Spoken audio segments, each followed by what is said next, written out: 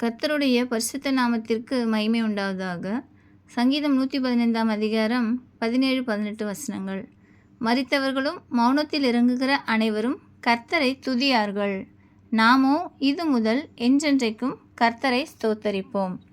அருமையான கர்த்தருடைய பிள்ளைகளை, கர்த்தரை துதிக்காதவர்களை பார்த்து நாமோ கர்த்தரை துதிக்கிறோம், இவர்களோ துதிக்கவில்லையே என்று எண்ணாதிருங்கள். வேதாகமம் சொல்லுகிறது, மரித்தவர்களும் மௌனத்தில் இறங்குகிற அனைவரும் கர்த்தரை துதிக்க மாட்டார்கள்.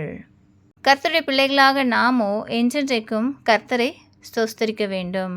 வானங்கள் கர்த்தருடையவைகள், பூமியையோ மனுபுத்திரருக்கு கொடுத்தார்.